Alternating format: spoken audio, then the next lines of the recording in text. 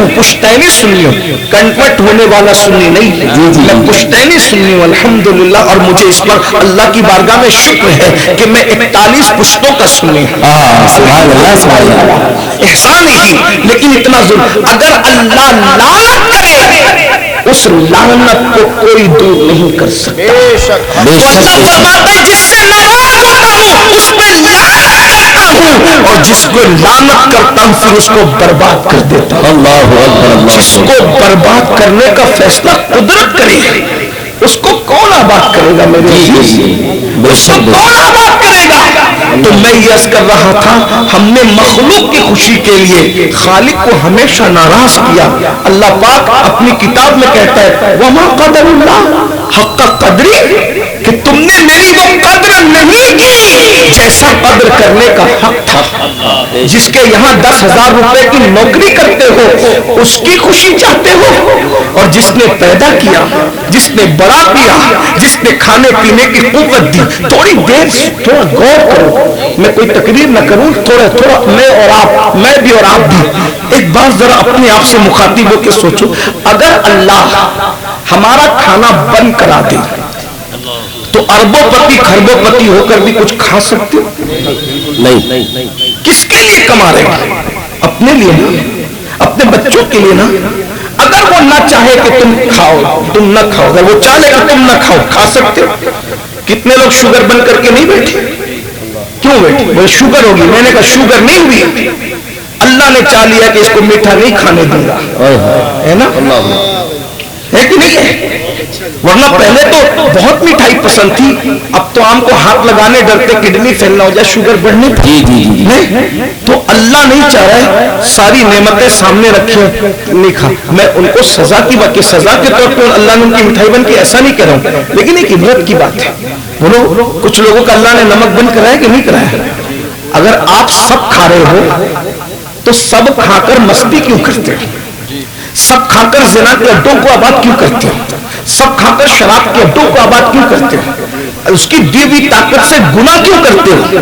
جب سب کھا رہے ہو ان کے دل سے جا کے پوچھو, جن لوگوں کو پھدکتا ہوا دیکھ کر کے ان کو رشک کی نظر سے دیکھتے ہو نا, یہ لیڈر لوگ, یہ ہیرو لوگ, ان کی پرسنل لائف میں جھانک کر دیکھو, نیند کی 4 گولیاں کھاتے ہیں پھر بھی ان کو نیند نہیں آتی, اور تم لوگ ٹانٹ پر بھی آرام سے سو جاتے ہو. بے شک تم لوگ بغیر پنکھے کے سو جاتے ہو, بغیر اے سی کے سو جاتے ہو.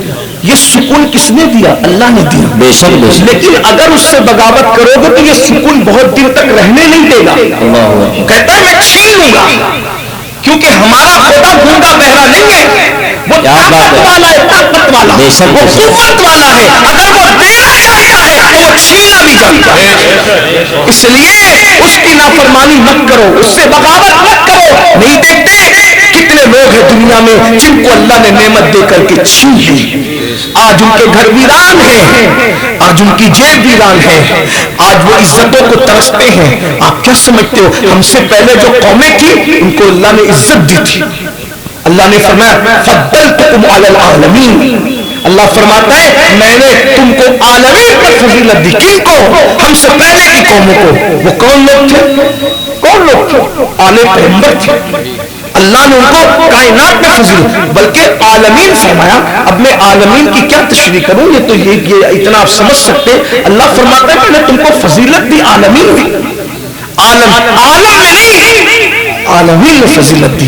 لیکن جن کو عالمین نے فضیلت دی, تھوڑا دل کے کان سے سننا, یہ کوئی تقریر وقریر نہیں, سچی بات کہوں, یہ صرف دل کا حال ہے, ٹوٹے ہوئے دل کا حال. اللہ کرے کسی کے دل کو اترے. میں آپ سے کہتا ہوں انبیاء کی اولاد, پہلی چیز انبیاء کی اولاد, دوسرا فضلتکم علی العالمین, عالمین میں نے تمہیں فضیلت دی, عالمین پر فضیلت دی, ہے نا.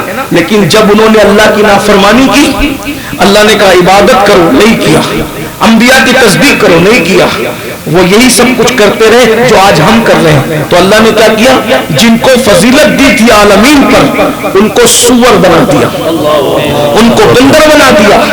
قرآن اٹھا کے دیکھیں, جس قرآن کے اندر یہ بات لکھی ہوئی ہے کہ ہم نے تمہیں عالمین پر, آج وہ ذلیل ہو گیا. پھر قرآن ان کے بارے میں کیا کہتے ہیں, علیہم الذلہ والمسکنہ, اور ہم نے ان پر پھر ذلت مسلط کر دی اور غربت مسلط کر دی. پتا چلا غربت اور ذلت کب اللہ رسول سے بغاوت کرو تب آتی ہے. ورنہ مسلمانوں آپ کیا سمجھتے ہو یہ جو آپ غریب ہو رہے ہو, مفلس ہو رہے ہو, ذلیل ہو رہے ہو, یہ کسی کی سازش ہے؟ ہم تو ساری سازشیں کسی نہ کسی کے سر ڈالتے ہیں.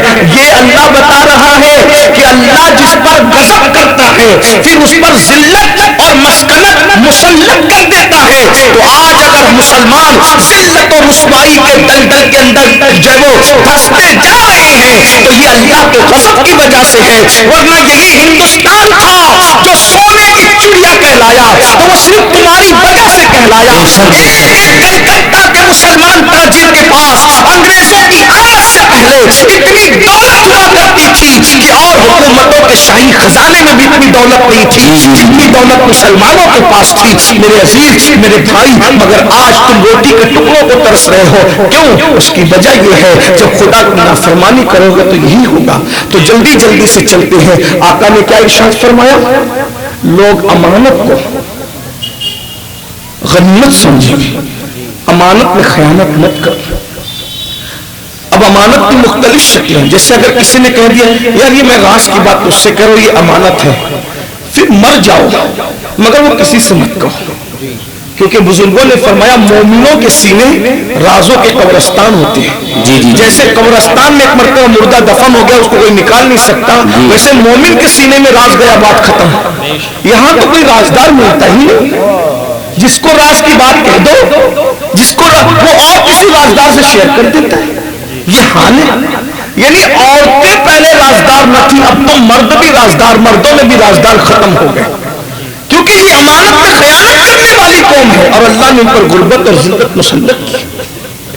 پھر اللہ کے رسول علیہ السلام فرماتے قیامت کے قریب تم دیکھو گے کہ عورتیں کپڑے پہن کر بھی ننگی رہے گی. اللہ کے رسول علیہ السلام کا فرمان ہے عورتیں کپڑے پہن کر بھی یعنی اتنے پتلے اور باریک لباس ہوں گے ان کے کہ کپڑے پہننے کا مقصد پورا نہیں ہوگا. آپ دیکھیے ہم کس دینداری کی بات کرتے ہیں. ہم کہتے ہیں مسلمانوں پر ظلم ہو رہا ہے. میں ایک بات کہوں, علماء بیٹھے, غلطی کروں گا تو اصلاح کر دیں گے. جو سچا مسلمان بن جائے نا کبھی اس پہ ظلم ہو ہی نہیں سکتا. جی جی جی بے شک بے شک زندہ باد. مسلمان بن کر تو دیکھو, تمہارے پیر میں کانٹا چبھے گا نا رب کی رحمتیں اترتی بھی نظر آئے گی. بے شک. مسلمان بن کر تو دیکھو, اگر جنابت میں مر جاؤ گے تو فرشتے تمہیں غسل دینے آئیں گے. بے شک بے شک زندہ باد. نئی بات نہیں کہہ رہا ہوں, کیا ہوا ہے ایسا, ایسا ہوا ہے. اللہ اکبر. کوئی مومن بن کے تو دیکھے, ان سے وفا کر کے تو دیکھے. اگر مومن کو اللہ اکبر کوئی مار ڈالے یہ سوچ کر. ایک عورت نے ایک صحابی کے لیے منت مانی تھی کہ میں اس کی کھوپڑی میں شراب پیوں گی. وہ صحابی شہید ہو گئے, لیکن جب شہید ہوئے تو وہ عورت نے اپنا منصوبہ پورا کرنے کے لیے سوچا. اتنی بارش ہوئی کہ ان کی لاش کو بارش بہا لے گئی اور اس عورت کے ہاتھ وہ شہادت کے بعد بھی نہ لگے. اللہ تبارک و تعالیٰ اپنے بندوں کی کیسی حفاظت کرنا جانتا ہے. یہ جس کو آپ امام زید شہید کہتے ہیں, امام زین العابدین کے شہزادے, ان کو بادشاہ نے قتل کیا, شہید کیا, اور شہید کرنے کے بعد سولی پہ لٹکا دیا تاکہ گرمی سردی کے اندر جب موسم بدلتے رہیں گے تو ان کے کپڑے جب وہ کمزور ہو کر کے پھٹ جائیں گے, گر جائیں گے, تو ان کا جسم ننگا ہو جائے گا. لوگ ان کو ننگے بدن دیکھیں گے. موت کے بعد بھی میں ان کو اذیت دوں گا کہ لوگ ان کا ننگا بدن دیکھیں. حضرت امام زید شہید کو جب اس نے ایسا کیا, مہینوں سولی پر لٹکائے رکھا. جب کپڑے کمزور ہو کر گرنے کے قریب آئے تو مکڑی نے جالا تننا شروع کیا اور بعد وصال بھی ان کی بے ستری نہ ہو سکی. تو جو اللہ ہمیں یہ بتا رہا ہے کہ تیری موت کے بعد بھی میں تیری ستر پوشی کروں گا, تو میرا بن کے تو دیکھ, تو میرا بندہ تو بن کے دیکھ. میرے بھائیوں آج ہمیں ہو کیا گیا ہے, ہم سب کچھ بنے, اللہ کے بندے ہی نہیں بنتے. ہمارے گھروں کا ماحول دیکھو, پوری دنیا میں چیختے ہو, پوری دنیا میں اسلام نافذ کریں گے, اسلام نافذ کریں گے. میں نے کہا دنیا میں اسلام نافذ کرنے کے بڑے چیلنجز ہیں, لیکن تو اپنے گھر کا حکمراں ہے, پہلے اپنے گھر میں اسلام نافذ کر. وہاں کوئی چیلنج ہی نہیں ہے, تو اپنے گھر کا بادشاہ خود ہے. میرے بھائی کیا تیرے گھر میں اسلام ہو؟ بتائیے اپنے گھر میں اسلام کہاں ہے؟ دنیا میں اسلام نافذ کرنے کا خواب دیکھنے والوں ہمارے گھر میں اسلام کہاں ہے؟ اگر ہمارے گھر میں اسلام ہو